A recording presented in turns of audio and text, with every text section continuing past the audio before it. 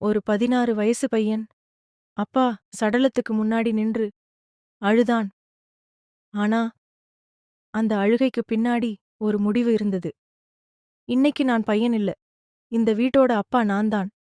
அவன் அந்த நாள் எடுத்த முடிவு அவன் வாழ்க்கையை எரிச்சு மாற்றும் என்று அவனுக்கே தெரியாது. ரவிடாஷ் 10வது படிக்கும் பையன், சின்ன வீடு, ஏழை குடும்பம். ஆனா சந்தோஷம் மட்டும் பெரியதா இருந்தது. அப்பா வேலை முடிச்சு வரும்போது, என் பசங்க எங்கே?ன்னு சிரிப்பார். தங்கை ஓடி வந்து கட்டிப்பிடிப்பா. தம்பி சிரிச்சுக்கிட்டு விளையாடுவான். ரவி மட்டும் அமைதியா பார்த்து மகிழ்வான். அவன் மனசுல ஒரே ஒரு விஷயம், இந்த குடும்பம் எப்போவும் இப்படியே இருக்கணும். ஒரு நாள் அப்பா வழக்கம் போல வேலைக்கு போனார்.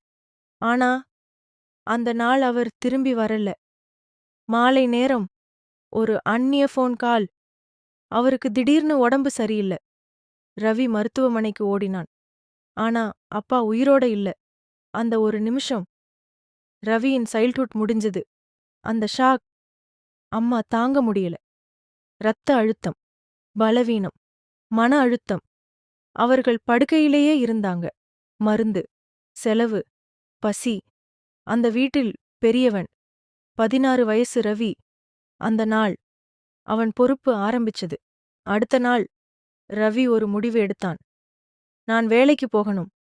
பள்ளி படிப்பை நிறுத்தினான். காலை டீக்கடை, மதியம் கன்ஸ்ட்ரக்ஷன், இரவு லோட் வேலை. ஒரு நாளைக்கு 3 வேலை. சில நாட்கள் சாப்பாடு கிடைக்காது. ஆனா தம்பி, தங்கைக்கு மட்டும் சாப்பாடு உறுதி. ஒரு நாள் வீட்டில் சாப்பாடு குறைவு. தங்கை கேட்டாள், அண்ணா நீ சாப்பிடலையா? ரவி சிரிச்சான். நான் வெளிய சாப்பிட்டுட்டேன். ஆனா உண்மை, அவன் சாப்பிடாமல் தண்ணி குடிச்சு தூங்குவான். ஒரு நாள் தங்கை பார்த்தாள், அவன் காலியான வயிற்றோட படுத்திருந்ததை. அந்த நாள் அவளுக்கு அவன் அண்ணா இல்லை, அவன் ஒரு தெய்வம்.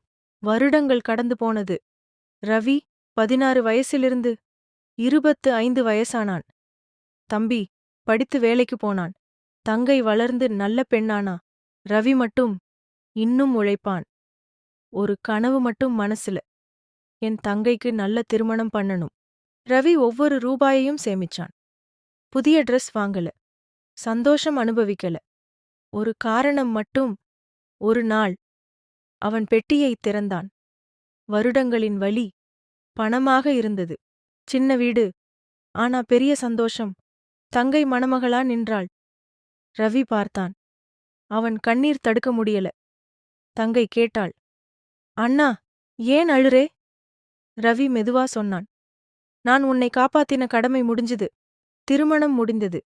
அனைவரும் போயிட்டாங்க. ரவி வெளியே உட்கார்ந்தான். சோர்வு இருந்தது, ஆனா மனசு நிறைவு. வாழ்க்கை அவனை சோதிச்சது, ஆனா அவன் ஒதுங்கல. அவன் ஒரு பையன் இல்ல, ஒரு குடும்பத்தோட பேக்போன். உண்மையான ஹீரோ. ஒரே ஒரு லைக். சேனலை சப்ஸ்கிரைப் பண்ணாதவர்கள் சப்ஸ்கிரைப் செய்யவும்.